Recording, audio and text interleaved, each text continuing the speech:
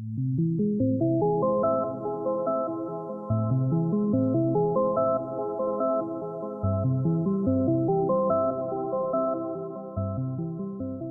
everyone, and welcome back to another episode of An Aspiring Engineer Plays GregTech New Horizons. In-game, it is year 3, day 169, and in real time, it is May 11th, 2026. Last episode, we successfully constructed nearly every single Steam multi-block, with the exception of the Steam Blender, mainly to preserve my own sanity before the release of 2.9. We also underwent a big infrastructure revamp, which will allow for smoother resource processing for the not-so-distant future. In this episode, we will be adventuring into a new, completely uncharted dimension and trying to survive what horrors lie within. I saw this gray spot and I thought it was my house. It's not. Uh-oh. It turns out that the Nether might be of more help than I previously realized. So buckle in, everybody, and enjoy the video. Okay, to start off this episode, I kind of want to take things a little more chillax, and after what episode 4 and 5 were, my goodness, the Greenhouse Project and all the Steam multis, I really need a little bit of a break, to be honest. So what I'm thinking of doing is just taking all this stuff, moving it over to agronomy, just so it can, I can grow more than 2 and 3 at a time, and it will overall just help out with food and all that, because I'm starting to kind of run out of supplies for that, and I can also grow the sugarcane and whatnot, so I'm just going to go ahead and start moving those over.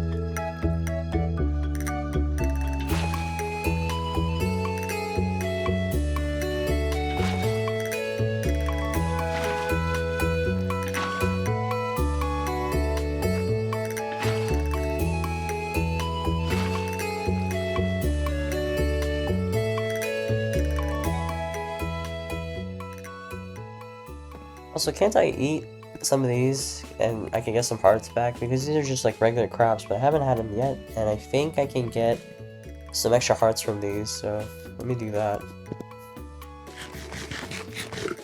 Ah yes, a raw peanut. Yummy.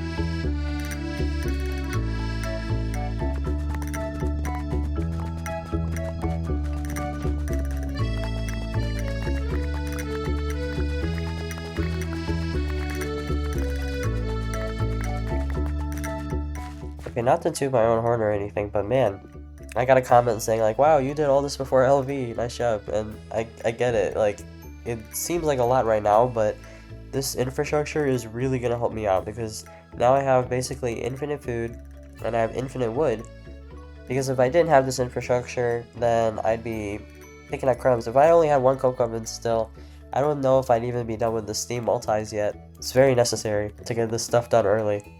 Even in vanilla, the Nether sucks. It's the worst. Some things that I want to do is bulk up on some of these weapons. I haven't really done any of these yet, and this would be a good excuse to do them. I first started off with making the javelin.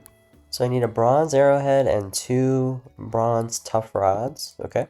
Wow, 7 bronze. That's all I need, guys.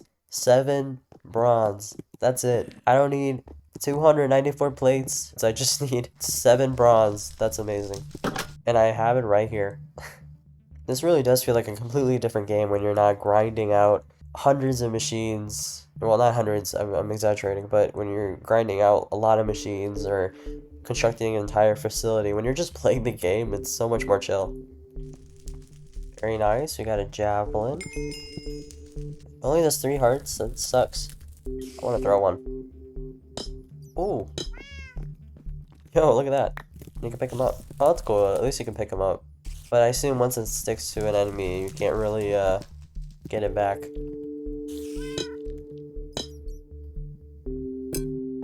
Very cool. It's neat, but I don't know if that's really going to help me out right now. I will take the veggie sandwich, though. Next up was a pretty basic sword.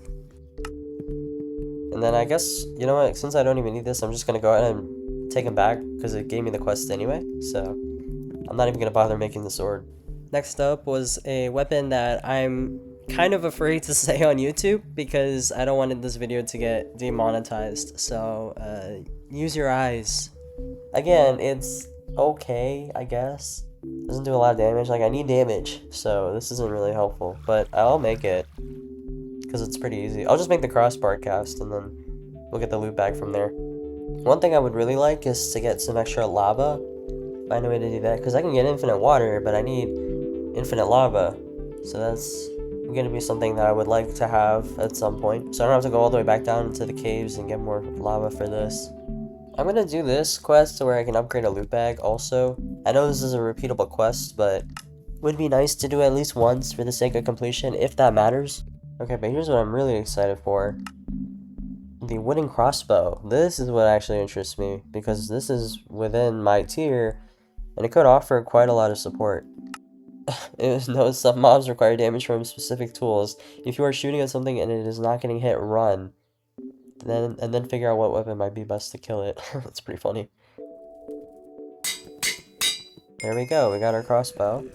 And this will use the same bow stuff, or arrows, right? So if I just grab some extra arrows here. So it turns out that it actually takes bolts and not arrows for a crossbow, which makes perfect sense in hindsight, but in the moment I was so confident that arrows were gonna work the same with a crossbow and a bow that I ended up upgrading my entire ammo supply with new materials and all that just to have it not work out. So, but hey, you always learn something from your mistakes, although I would have appreciated to know that I was wasting my time beforehand. Wait, does this not take... Oh, it doesn't take these arrows. Oh, okay, well, that's good to know. Those things are freaky, man. I don't like them. If they drop something, I'm not sure how to pick it up, though, because it'll just go straight into the lava anyway. They're quite the mystery. I don't know how this works. I feel like molten brass with a leaf material would not do this, but whatever. Cool, okay. So we can do nothing with a bow fletching cast. Okay. It actually was true. No materials, yeah. No known materials. I wonder what that means. Okay, so your crossbow needs some ammo to shoot with. Let's craft some wooden bolts. For now, you can put either iron, obsidian, or steel on the tip of your bolts using the smelter rig. Okay, well, I want to start with iron for sure. For higher tier bolts and tips, you'll need to pump metals into a fluid solidifier with the correct tool rod inserted. Okay, so that's probably LV. Okay, for upgrades, we can use nether quartz, which does more damage. For sure, we'll keep that in mind when we go there. And then, obviously, moss. You can store these in a bauble slot. What? So I assume by bauble slot it means the quiver? Yeah, there we go. See, now we can keep those there. I don't need this anymore. But I want to upgrade the crossbow a little bit. I could probably upgrade the bow limb. Let's see what we can do here. Yeah, I can use iron or bronze. Okay, yeah, we'll just do bronze then. If it is actually easier, like, if I'm looking at this and it does go down in terms of, like, being better, then yeah, I'd obviously want iron. Because I'm assuming steel is better than iron, right? And bronze, that would make sense, so.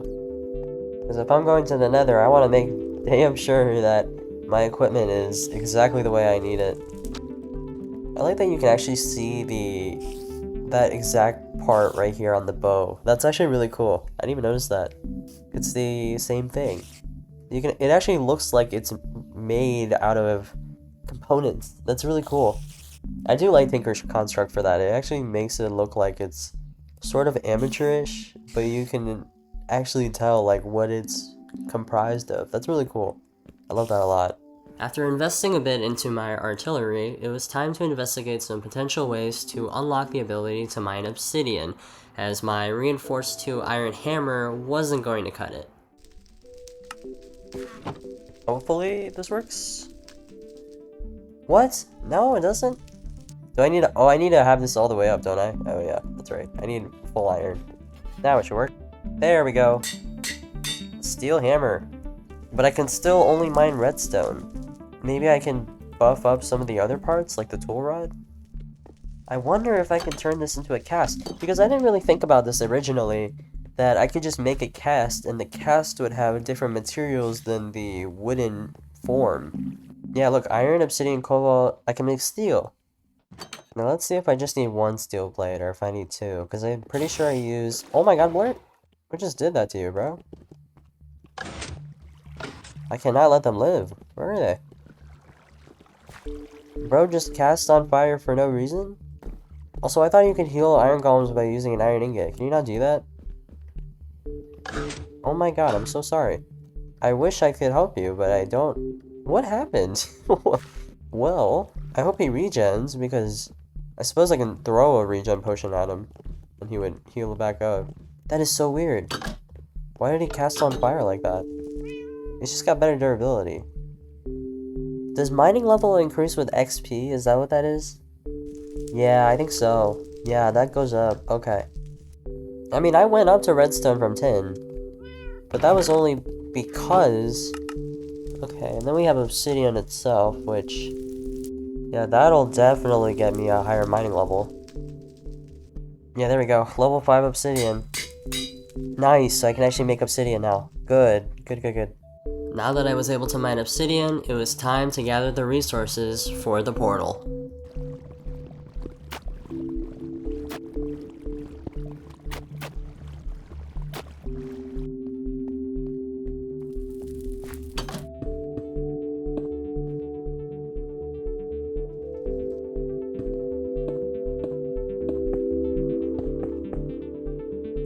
Now, I need to make a flint and steel.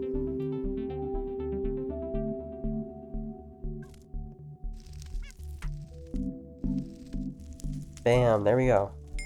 Got a flint and steel. Most convoluted recipe I think I've ever done in GregTech so far. Okay, well, let's go ahead and see if the portal lights up. If I did it right.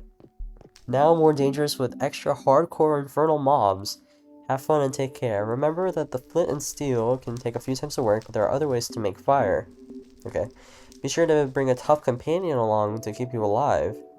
If you have no friends, why not make an iron golem and push it through first, or bring the materials for more along with you? I don't want to kill blorts unnecessarily. Also, when you die here, not if, your graves will spawn skeletons because of the darkness. What? Make sure you light up areas where you might die, and recovering graves, light up the area first. So you don't end up dying over and over making a mess? Are you serious right now? Watch out for more mobs. They'll take minimal damage from any weapon that is not their weakness. So if you seem to not be doing much damage, you probably aren't. Think about other options to hurt or kill the monster. Okay, well, let's do it. See if this works.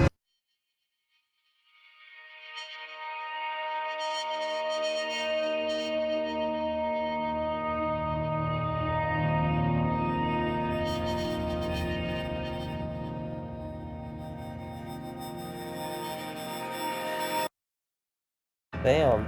Look at that. Oh boy, I hope I get a good spawn. I've got crossbow that's primed with bolts. I kind of just want to like establish the other side of the portal. Here we go. Alright. It's a new dimension. It's huge. How many hours am I in? I always like to check. How many hours am I in right now? 226. Not bad. It feels like a lot more than that, but nevertheless.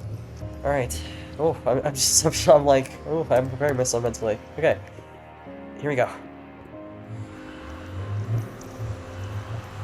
Dedicating all this time towards getting to the Nether was no easy feat. I cleared land to make way for my structures, slaughtered countless creatures for their bounties, and drilled out an innumerable amount of resources to make all this happen.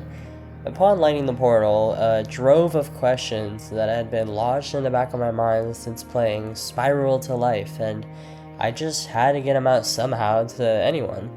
So I reached out to a local professor in ethics to try and sort some of these ideas out.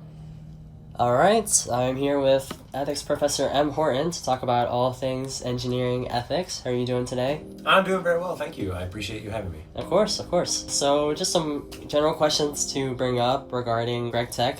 For one, I need to exploit the lands through mining, farming, etc. to develop. I'm curious, when it comes to the developing and the mindset behind it, to what end am I responsible for preserving the land and just kind of maintaining the environment around me as I develop? That's a great question. It's a great question both thinking about it in-game and a great question to think about sort of in the extra game world. You can sort of think about our obligations to resources in sort of three dimensions. One, there's like the intrinsic value of it. So some people might look at, let's say, the extra game natural world and think there's some inherent beauty or value to it, in which case there would be an obligation to preserve or protect that to some extent. And the same could be said in game. It could be that aspects of the game are beautiful, being a quality we tend to like to preserve. It could be that aspects of the natural world are useful for characters in the world, in which case they would deserve preservation. It could also be the case that we would have responsibilities with respect to land if someone else owned it.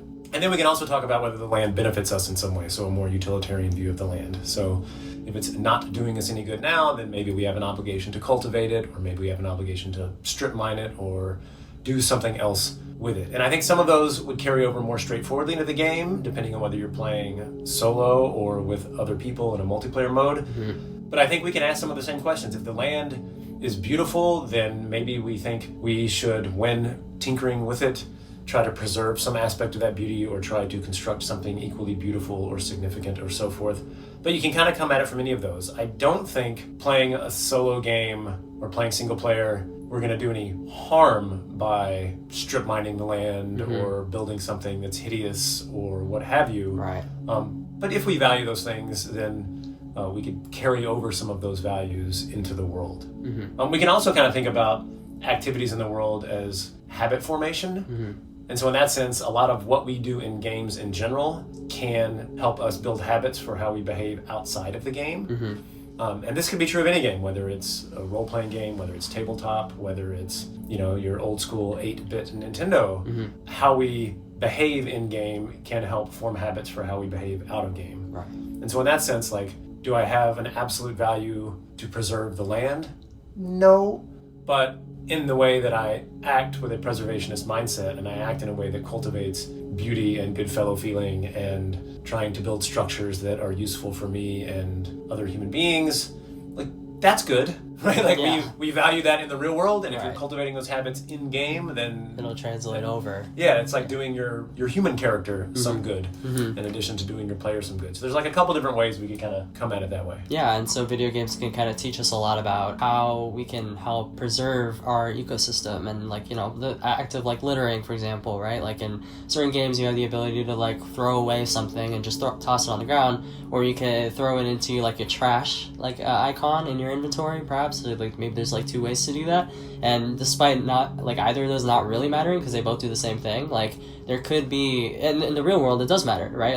Throwing something on the ground versus throwing it in a trash can, there's a very obvious impact there. And I think video games kind of allow us to kind of see in a non-consequential world kind of what we would do if we were given no consequences. I think that can teach us a lot about society. When we talk about humans perceiving beauty in the world, there also is the question of, because the world is so big, we might not understand the value of another country's beauty in terms of their ecosystems. And when it comes to topics like war, for example, when we choose to, I know there's a lot of conflicts going on in the world right now when it comes to bombing and that sort of thing, right? Bombing has a very massive ecological impact, and we might not see that because it's a completely foreign area we might not have ever been to. Yes, I think part of the issue is the issue of it's very difficult to predict long-term consequences when there are that many moving parts. Mm-hmm. So today's dammed river is tomorrow's drought, is the next year's famine, is the next year's so on. Mm-hmm. So it's hard to predict those things. And in cases where there's a lot of uncertainty, we tend to hedge, and we tend to maybe go with more short-term gain because we're less certain about long-term consequences. But it is still a fruitful conversation to be had, to think about long-term effects and how long will we be digging mines out of forests that are unexploded, how many children might be harmed by them. And those are all great questions because they have real impacts and cause damage to communities and to people. So despite the fact that there's some uncertainty around it, it doesn't mean that it can't influence our moral reasoning around what we ought or ought not do. Is there a specific philosopher that is more so geared towards the environment? There are philosophers who might just think aesthetic beauty is something to be valued. It could be that a preservationist mindset is a good character trait to develop. So here it's not Aristotle, but it would be a more virtue ethics approach that says the best characters are the kinds of characters who treat their environment well, even when there is no immediate gain to be had. And if we're developing that kind of character, we will want to be preservationist in mindset, while recognizing that depending on the context, we might, need to dam a river or need to cull a forest or need to strip mine in order to have natural resources. Are there reasons to maintain our environment that are better than others? For example, is it better to protect the environment to preserve wildlife around me, or is it better to protect the environment to preserve my own health? Are there kind of better mindsets than others to look at? That's a great question. Here I will have to maybe hedge a little bit. So if I think of the environment as something worth preserving only when it benefits me, then that could lead to the environment being exploited in ways that harm other people but don't harm me. So that's one worry with that kind of mindset, is that so long as I'm fine, then we can strip mine big sky and that be okay, despite the fact that that might lead to lots of potential harm toward others. But two, in thinking about whether I should use the environment for my own ends, there are the questions of, does it harm the environment itself, and why that is important. And I think a lot of people, from philosophers to politicians to a regular person who just thinks about these kinds of things, might think of it purely in terms of human interests. Yes, we get energy out of it. To the extent that there are costs, does it hurt human enjoyment of natural resources? Does it hurt human travel? Does it lead to air pollution? Does it lead to bad health outcomes for human infants? Right. And those are all perfectly fine ways of thinking about it. Those are real costs, and they deserve to be taken seriously. It does strike me, and this is just my little 2 cents, as slightly limited. It seems like because of what we talked about earlier, with all this uncertainty around what we do to the natural world and us not being sure of exactly what long-term harms it might cause, I do think we should err more on the side of, until we know better, preserve as much as we can. Right. So until we know what the effects will be of drilling off every single coastline or strip mining every national park or damming every river, then maybe our moral line should be do it only when necessary, and we can't come up with any other way. So if we did something like that, that's still a pretty big allowance for when we could do it, but it does at least place limits so that we should only be doing it when necessary, when outcomes have been optimized, when we've really tried every other avenue not to do it, and then we say, okay, we do it. Right. There's the idea that, of course, with the whole manifest destiny ideology of we're called to travel this land, go as far west as we can until we hit water, and we just sort of cultivate the land as we go. It is interesting to think that, hindsight, this kind of sucked because, we kicked people off their land and we hunted animals to extinction or almost to extinction, et cetera, et cetera. Do you think that perhaps we could have, it's pretty obvious we could have done it better, but do you think there would be a specific way that humans could have improved or changed a little bit to kind of preserve that land a little bit more as they were going? I hope we've learned some lessons since then, not to exploit people, not to make agreements with people, not in good faith, not to murder people, not to exploit, not to, the list goes on, right, with the problems of America's path westward. Some lessons we're still learning, right? So when the Dakota Access Pipeline was being discussed, that went through some tribal lands, and that led to some natural conversations around, is this the kind of thing that we can do responsibly? What sort of rights with respect to decision making do the native peoples have that inhabit this land? It's their land after all, it's ancestral, it's spiritually significant. If we're learning lessons from that, we're learning about doing things responsibly. We're learning about how to engage in certain actions in dialogue with community rather than imposing them on local community. We're learning about effective ways to do it that don't leave the environment destroyed in our wake when we move on, having taken the resources that we feel entitled to take. So if we've learned some lessons from our path westward, I hope they're lessons that we then apply going forward. We're always going to be encountering other communities We are always going to be using natural resources for our benefit, and that's okay. Like, it's okay to use natural resources, and, you know, we need lithium for our batteries, and we need oil for our cars, and we need to make plastics, and, you know, like, the list goes on. Like, we have to do these things. It is the nature of the world we live in.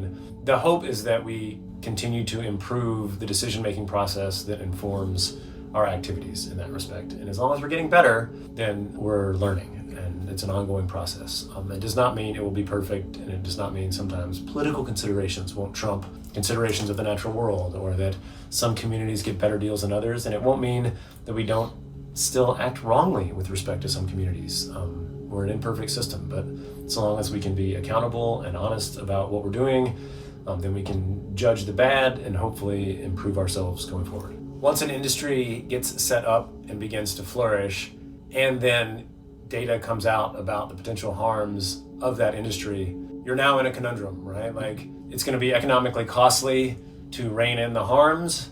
It might restrict people's liberty to rein in those harms. It might look like paternalism on the part of government to rein in those harms. We might think that, oh, if I just gave everyone information, then people can make their own individual decisions.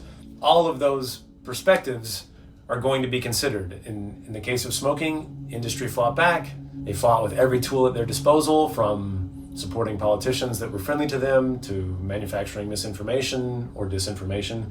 Those stories will repeat as if we were to learn in the future that doom scrolling is causing psychological harm to kids, then industry is going to push back because they have a financial stake in selling advertisements to children and getting them buying products or hooked on their services long term.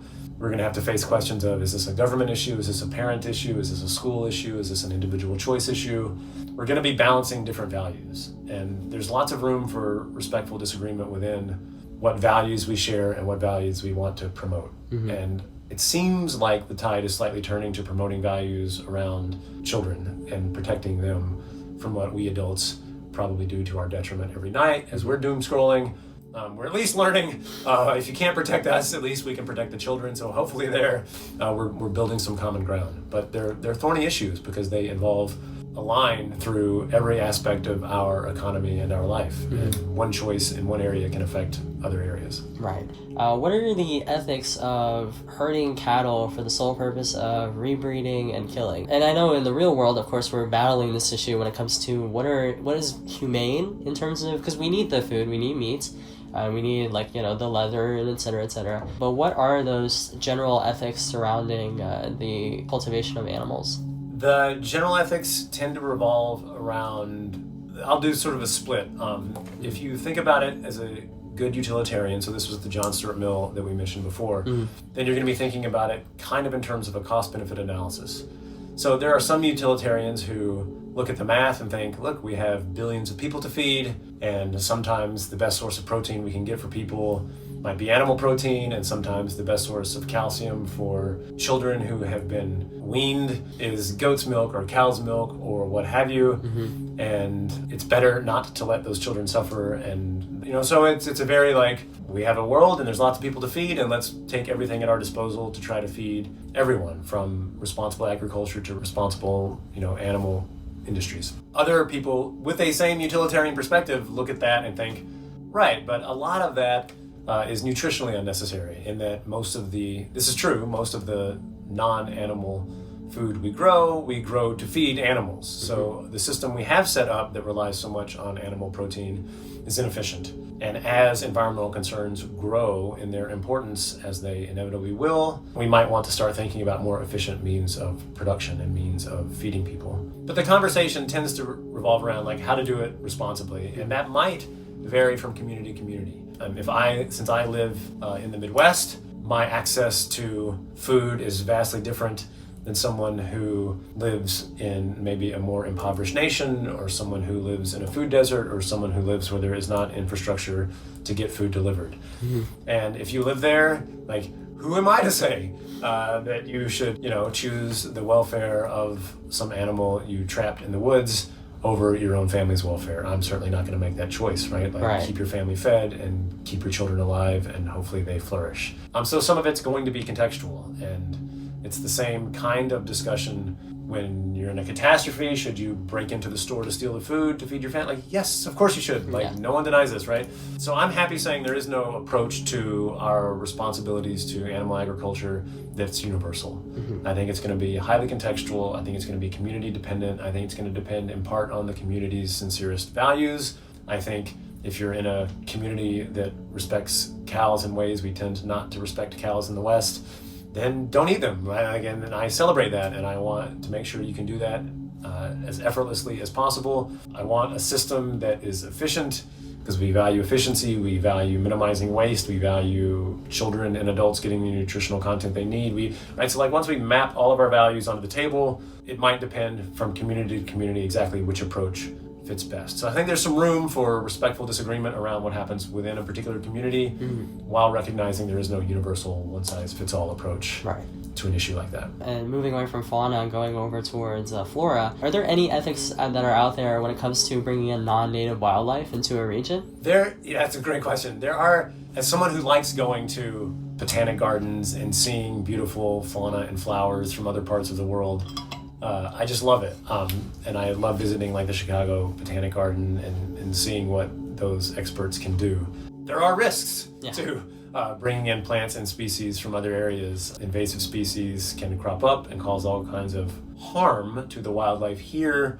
It's the same with whether to dam a river, the questions of to what extent should we pluck fauna out of the environment where it evolved and plant it or transplant it into some new area. The questions around that are going to be the same as the questions around whether we should dam this river or not. It's going to be questions around what's the benefit, what's the motivation, what are the costs. I think there's some value to like going to a garden and seeing some non-native species, and it makes me want to visit other cultures, and it makes me want to celebrate the natural diversity that they have that we don't have here, right? Like, to me, it brings about a lot of positive fellow feeling for people in other parts of the world that I don't get to meet. There are risks with doing that, of course, but I see a lot of positive in it, despite the fact that there are risks. That's just me. That's my personal ethics around it. I would not want to just bring in a species. I don't want to start the ever-ending, what was the example? You bring in the snakes to kill the rabbits that are growing in population, and then you have a snake problem, and then you need to bring in something to beat the snakes, and then you need to I don't want to start some domino effect of constant tinkering to fix the previous tinker. And generally, when it comes to bringing in stuff into a culture, people in the world think America in general is a very big melting pot where we just kind of bring in all cultures from all different areas into one big mesh. Is there sort of a loss when we sort of combine all of these different ideas of food and clothing and all that into one big mesh without sort of having our own identity? Or do you think that the idea of having to go different places to experience those different cultures is a better way to experience culture rather than having it all in one big mesh? That's a great question. Thinking about it, one thing that people like about their particular cultures and the way they were raised and their traditions around food and religion and so forth is sort of the uniqueness that it gives them. And to the extent that something becomes less unique, people perceive it as being less valuable.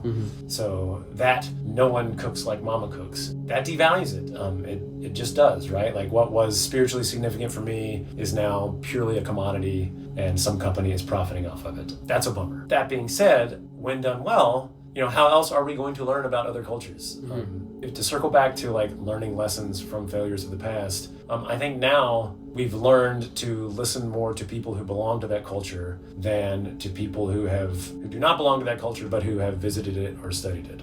There's a lot to be said for the first person perspective. And I think if we want to learn about other cultures, we will prefer to listen more to firsthand accounts of that culture and let them choose to share their culture in their own way, rather than us hijacking their culture or stealing aspects of their culture and trying to learn about it that way. That kind of learning is a way of learning that devalues it. So I would like a world where we're sharing cultures, but cultures are sharing their culture on their own terms. And it's a much more meaningful way. It lets them have agency and voice over the aspects of their culture that they think are important, and can prevent me from trying to impose my values on their culture or seeing in their culture what I want to see in their culture, So I think in that sense, it allows for a more respectful kind of learning and sharing. Right.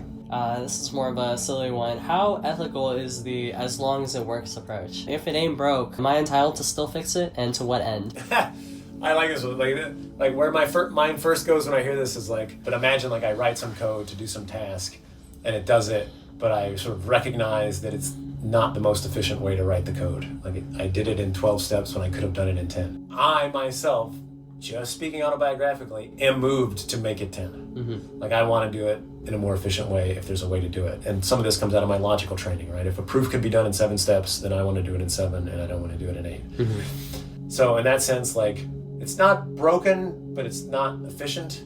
And sometimes there are trade-offs. I feel like if I'm getting paid and my boss is not paying me to make things more efficient, but is just paying me to make things that achieve the outcomes, then maybe there's less of a desire to go back and re-engineer something. Mm-hmm. But from my own standpoint, like I value doing things well. And despite the fact that 2 things could equally do something, if one does it more efficiently, then I would value that one over the first one, even if there's no difference whatsoever in outcome, right? Even if the inputs remain the same and the outputs remain the same across all samples, like I'm going to prefer the more efficient one. So like, is there an obligation to fix it? I'm going to say no.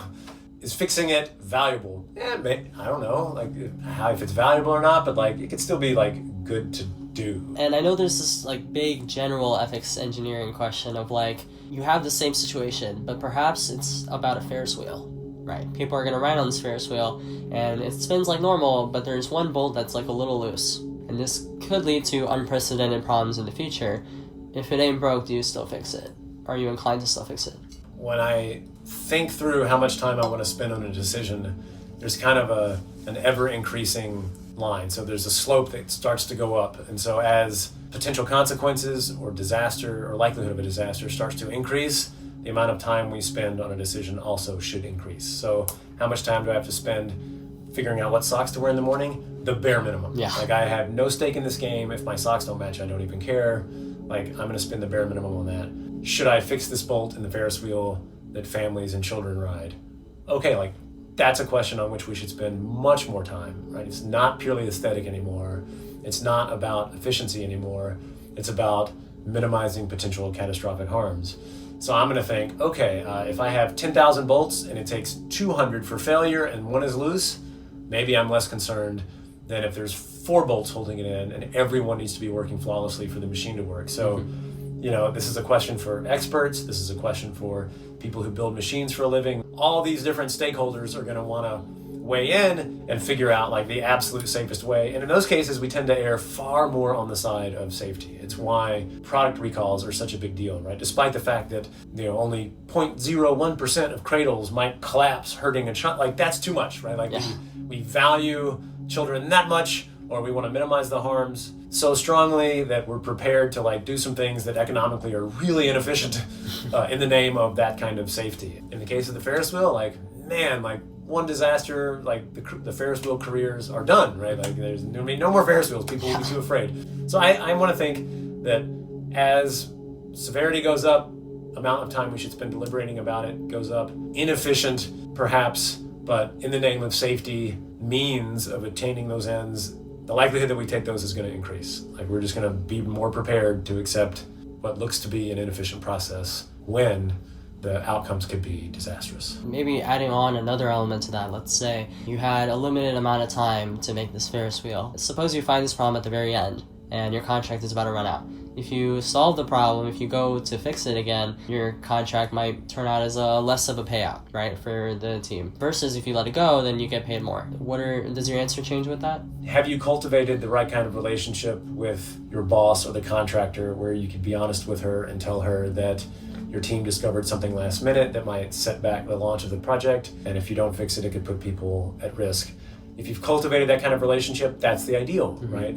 Have you cultivated the kind of relationship with your team so that if pausing to fix what looks to be a problem could cost you money in your bank account, would they be willing to do it in the name of safety and doing a good job? Right, so a lot of those kinds of questions are going to depend on lots of specifics. I want to just say, yeah, fix the problem, right? Like human lives are at stake and consequences or financial compensation be damned. But there are trade-offs around how much work you've been paid to do and whether you should just finish your job and leave a note that says, by the way, fix this bolt, and you leave that note for the next team that takes over routine maintenance or something, you know, I don't know. But I hope, at least in thinking through the ideal way to approach it, we then, in a forward-looking way, say, the next time I'm in a project, how will I make sure that the groundwork has been laid for them to handle problems that can arise without the pressure that comes from those problems arising when we haven't prepared everyone for them. So it's sort of like an opportunity to think about like how I will handle a future case. How you would handle it, a past case when the groundwork hasn't been laid, is going to be far messier than if it's sort of been done right the first time, so to speak. Yeah, for sure.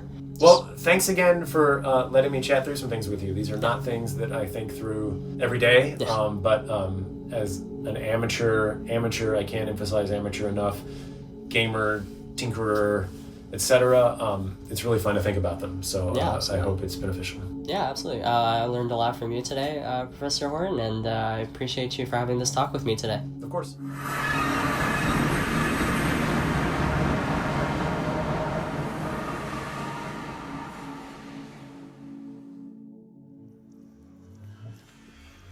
Some ash blocks here. I think I see... Okay, well, we're in a cave. I think. Are we? I don't know, it's hard to see. I just need a simple barrier. Oh my god. Oh, that was like a tiny thing. Okay. I'm like low-key panicking. I just need to get set.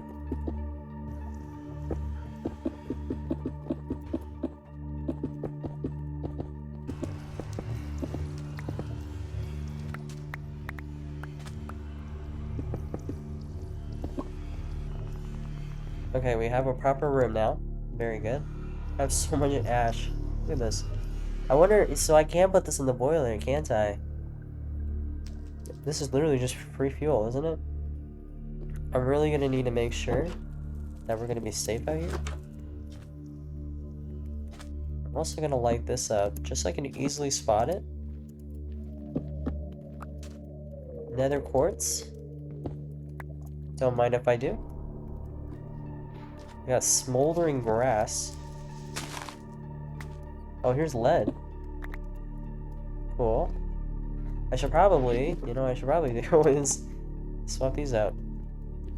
My only issue with ash here, and leaving it here, is that it slows you down, and it kind of sucks. So I'm going to make a straight path.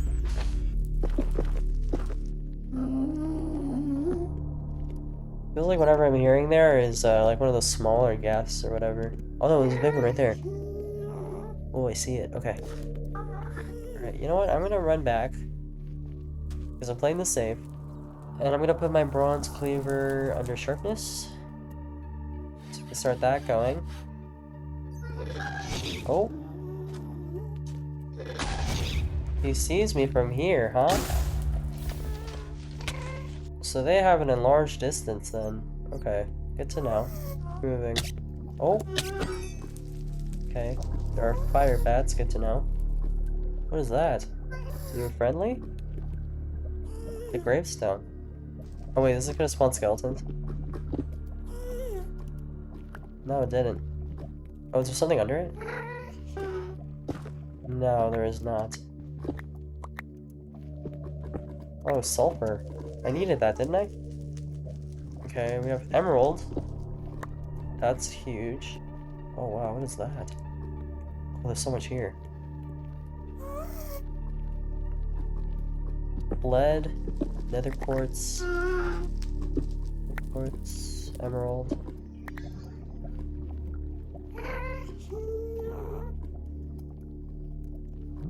Okay, found an emerald vein. Or beryllium vein, okay. I think that's a fire bat. Oh, it's like a wolf. And then we got a glowflower. Make glowflower seeds. Turns into glowstone. Okay, so you can grow glowstone. Okay, good to know. I will leave that here. Got a nether garden. A flesh root. Marrow berry. Ew. Okay, I guess I'll eat it. I can't eat it yet, but okay. Yeah, ghostwood, huh? I guess I'll chop it. Got some kind of flower over here. A burning blossom. Ouch.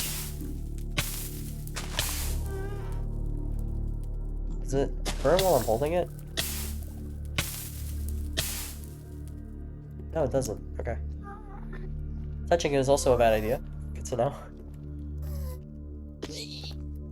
Oh my god. Oh, so they just attack you. That's fun. I love that. I'm like so tense right now. Oh, here we go. Here's one. Whoa. Okay. We've got more nether quartz. Oh my god, what are those? Okay, I don't want to get too close. The copper ore here. Give me ore finder want that. Oh my god, 3 veins. 3 copper veins. Copper, tetrahedrite, copper, and stibnite. Okay. What is this? A sulfur cloud. I heard about these. 2 times 2 converts into sulfur. Oh, sick. I'm keeping my wits about me. Oh, here we go. Oh shoot, I'm like getting kind of close. I should probably start running. Nope, nope. I am not dying today. Nope, no, no, no, no, no. What the hell is that? Okay, that's huge. That's a huge spider. Oh, okay. Go, go, go, go, go. Go, go, go, go, go, go, go. Oh. Ew. Oh, flame string. Somewhat more durable than string. This is good for my bow. I can make better bowstrings from this. I'm getting a lot of new stuff, and I'm learning a lot of things, but I'm also completely scared out of my mind right now. I am curious to know if stuff that I chunk load... Whoa, look at this! This is cool. I wonder if stuff that I chunk load in the overworld will stay chunk loaded when I go to the nether. Oh, look at this. Ardite. Oh, it's a solid ardite. Ah, I need one more level. Damn. I just need to get the XP up and I should be okay. Yeah, damn, look at all these. What are those? Those guys look weird. There's a creeper over there too, I think. Yeah, that place is just not somewhere you want to be. Yeah, more sulfur. Very cool. I suppose I could start harvesting these. Didn't I just mine this? Does this grow back? What is this? A blue glow shroom. Yo, check this out. You can like go right through it. Oh, look at those. Dude, that guy's loud. Man. Flesh. Isn't that fun? We got an eye bulb. Oh, you can turn these into spider eyes. That's interesting. I'm like just walking around. I don't even know what I'm doing. What's my goal? What's my objective? I guess sulfur, because sulfur I can use that for the ULV hatches for the multi-blocks. Oh, we got 2 iron. Cool, cool. Okay, some more iron veins. Another gravestone. Interesting. I still don't understand the significance of this, because there's no chest down here. Yeah, if I just get more sulfur, then I guess that's a good objective, just to work on those hatches. Oh my god. Wow, that was stupid. I really should have checked. Ew, this is like... Oh, this is blood. Oh my god. Oh, I got a blood bucket. Ew. That's cool. Oh man, I am really... I got lucky there. Wow, that was a big fall. Oh, check this out. Nether quartz ore. There's like a proper vein here. Whoa, what is that? Infernal hive. Interesting, interesting. Yeah, I'll have to come back with the scoop, I guess. Okay, I just gotta get out of here. Either I go through this wave of enemies, which seems like a death trap. Oh, saltpeter. Peter. You know what? Why not? I'm feeling like I'm a little daring. Oh. Do you care about me? You might be chill. Yeah, you're immune to most damage, so I don't really want to attack you. Oh look, these are like skeletons, I think. Yeah, that guy's a skeleton. Oh yeah, you don't like me doing that, do you? Yeah, okay. Oh my god. Yep, that's where I run.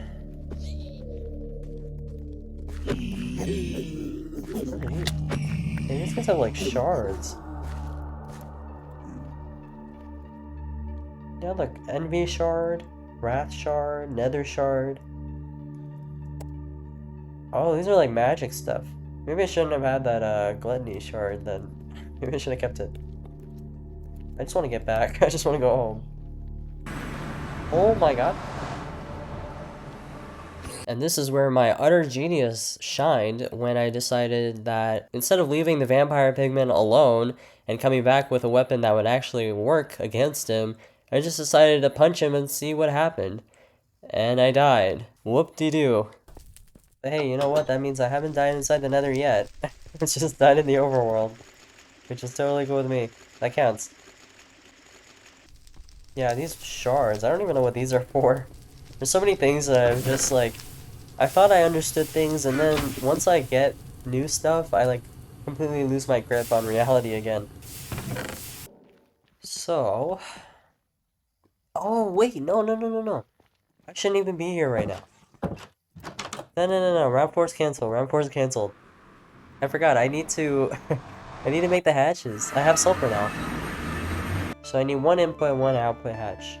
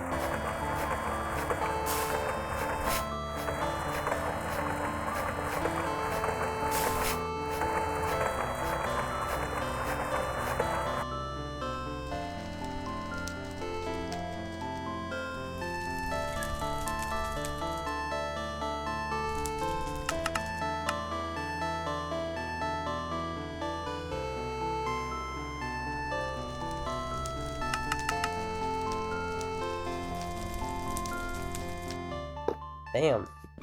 Alright, so... Yep, you're good. Beautiful. And you're good. Beautiful. So we officially have both of these multis running. So this whole floor is active. So I can go ahead and turn this to check and this to check. So we just have the steam blender left to complete. Alright, now let's see here. I just want to look at this a little bit. We got the ore washer, which can do a simple wash or an ore wash. Let's see, the default washer mode. Simple washing mode processes ores considerably faster, but they don't give byproducts. So that's what I figured. So an ore washer will give byproducts. A simple wash will not. So that's good to know. And I can put in water here to make sure that this is level, I think? Well, what's the point of this? Yeah, I guess I could put water in here. I'll figure that out. And then we have an output hatch, which will output something. Oh, yeah, I see. So sometimes they'll make liquid. Yeah, here we go. So we can put in propane, get out LPG, for example. Try to see if there's a... Yeah, here we go. If we put bread in, we'll get methane out. And that's how that works. So this will be our output into wherever we want that liquid to go. I guess I don't really need to worry about that yet. I don't really have a reason to worry about this at the moment, so I'll leave this be. But this, I believe, if I go to steam purifier, so these help with recipes. It's not like they always need the liquid. Yeah, we need water to go in here, so we definitely need something in here, like a pump or something. So I will grab that real quick. I think I'll leave this open because I want most of the water to go to that boiler, just so I have it, but any extra can spill over into that purifier. I think that's what I want there.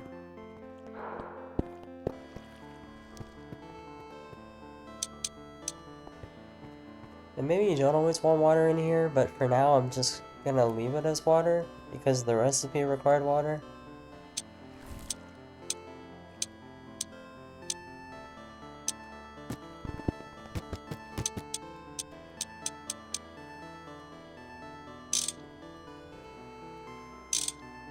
There we go.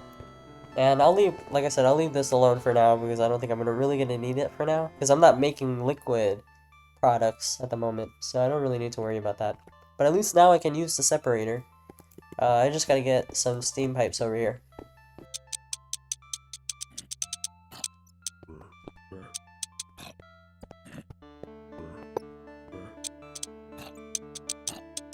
And voila! Just like that, we have full power to both of our multis. So they're fully done, and they're fully ready to go. So now all I need to do is just use them. Which I won't be using right now. I don't have any use for them right now, but I just need the steam blender and we'll have every single multi done. There we go. Now I can't make the same mistake twice. I can just grab this and kill a pigman, then put it right back. Alright, let's see. We got a couple nether quests that we have. We also have this. Lit way to get charred. The charcoal pile igniter is an alternative option for mass-producing charcoal. Oh! It does not consume any power or steam, but generates a lot of pollution. Oh, I don't know. I mean, I have to build this at some point, but... Or visit the wiki? Yeah, right. Who would do that? Yeah, I don't know if I really... I mean, for one, I need to wash out on pollution, because that's something that is going to be a problem later. I'm worried that this is also going to be not as worth it compared to the 6 coke ovens that I've got, and I think those are pretty good. I don't really have a reason to get more charcoal at the moment, so I'm going to ignore this for now, and then we'll probably come back to this once if I actually need more charcoal, and or I want 100% the quest book. But right now, I don't really see the point of doing this. For 2 steel and 4 bronze, like, that's not even worth it. Alright, I just need to get a stack of... Oh, well... I could have held on to it. 1 piece of Certus is equal to 24 nether quartz. What? That's kind of crazy. We got flaming idiots. Blazes are all infernals. Oh wow, okay. And all nasty. Avoid like a plague. Get awesome weapons, awesome armor, and prepare for a fight. The alternative is to figure out a way to destroy them with technology. The alternative to the alternative is to figure out a different way to get blaze powder and blaze rods. Okay. Good to know. Thanks for the free blaze powder. We have a new source of glowstone. Find some glow flowers in the nether and plant them in the overworld. You will never need to go to the nether and harvest glowstone again. Okay. And then Lucifer's little helper. With an alloy smelter and some netherrack dust, you can make nether furnaces, which are extremely efficient cooking machines. Very handy for someone needing a lot of stuff furnace in a jiffy. In comparison to the blast furnace, the only downside to crafting nether furnaces is that they cannot be used as a component for the electric blast furnace craft later on. Blast furnaces can, okay, whatever. Then again, nether dust is practically free, so what's the loss? You can always use them to bake stacks of bread. This would be really good for the cookhouse. This would be really, really good. And it's basically free, so I'll probably do that last, I think. But I want to go back to the nether and get some quartz and glowstone flowers, so we'll go ahead and do that. Oh man, I did not miss this place at all. Alright, there's one over there, so I'm gonna grab that real quick. I'll kind of just multitask, getting the amounts that I need. I wish I had seen the quest ahead of time. I hear the ghast, I don't see it though. I guess that's a good thing. But it has me paranoid. Oh, there he is. Whoa, he had like a... What was that? There was like a thing on his mouth. Yeah, I can't lie. I think I'm doing pretty good for myself right now. Okay, got one more here. I just need 2 more flowers, and then a bunch of quartz. I don't think I'm gonna find any flowers over here, though. Oh, are we chill? What? Oh, now we're chill. That doesn't make any sense. Okay. And then there's these guys. Imp. Oh, you're funny looking. Wow. Oh, Ignis fruit. Nice. Oh, what is this? Stibnite ore? Oh, tetrahedrite. Is it because I'm wearing imp skin, perchance? No, but then the other guys attack me, though. Weird. What? I broke the ore and it attacked me. Interesting. I guess maybe they don't like me looting their land, which makes sense. So they really do behave like regular piglins, then. What's interesting is that the hellhounds are not nearly as fast as their Arctic counterparts. I will say that. The Arctic wolves are ridiculously fast.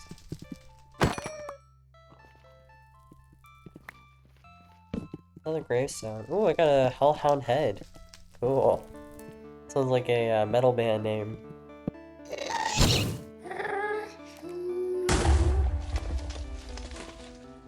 Where'd he go?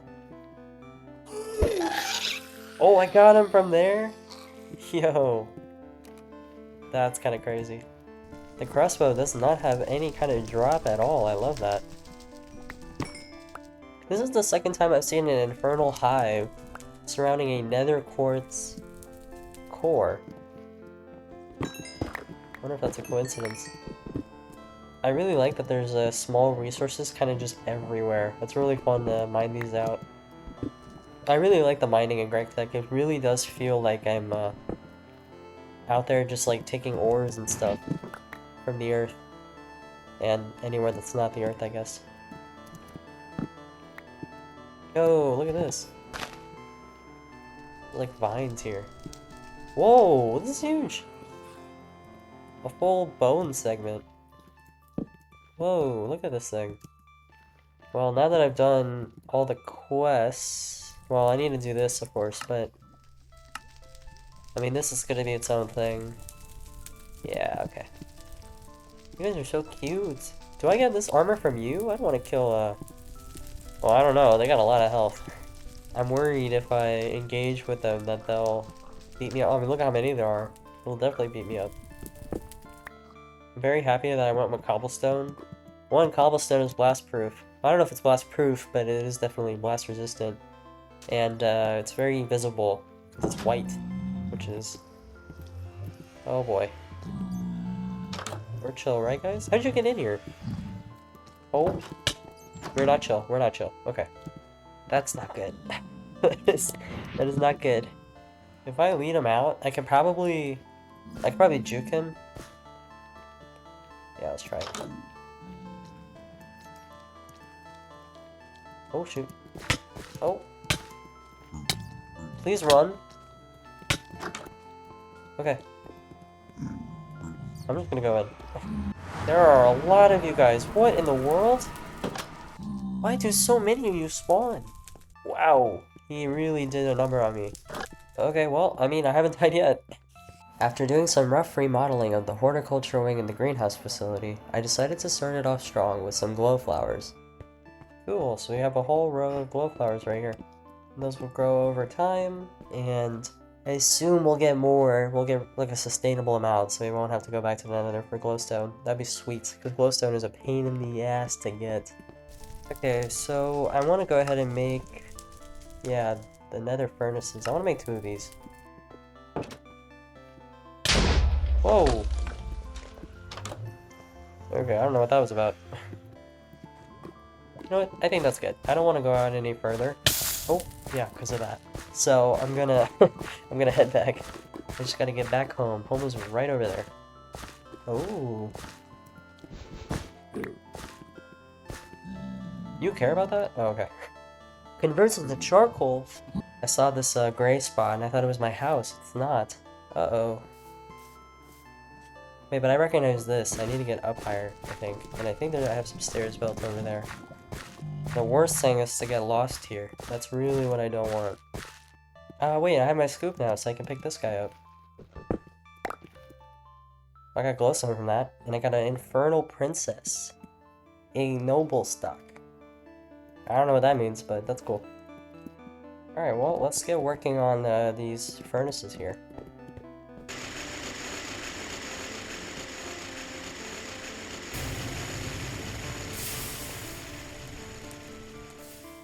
Now I need some flints.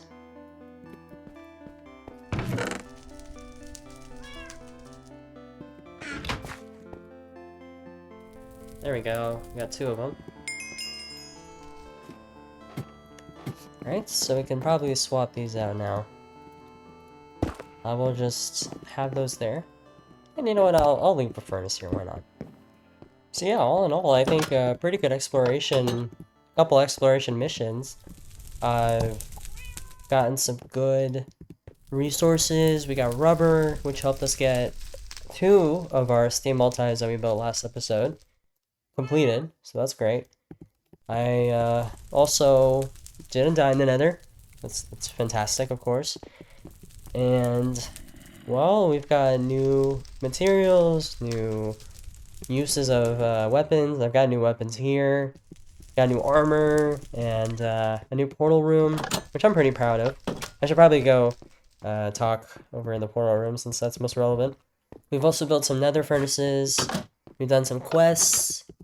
We've established a nice nether portal room on the other side of this. It's not as nice as this room, of course, but that's okay. We can always spruce it up later, but for now I just want to make sure I'm surviving.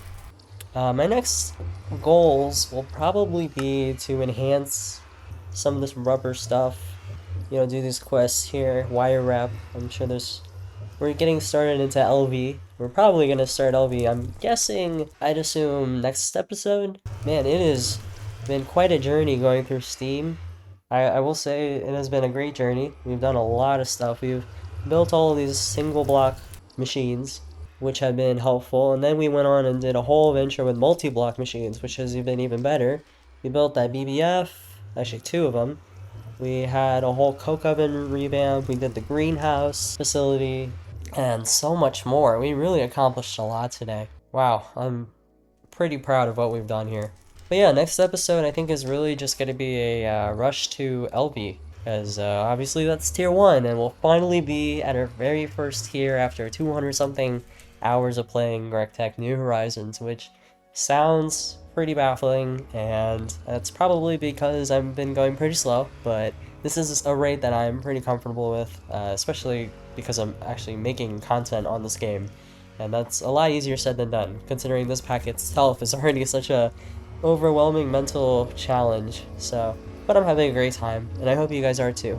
So that's about it. Thank you guys so much for watching this episode of An Aspiring Engineer Plays GregTech New Horizons, and I will see you guys in the next one. Take care.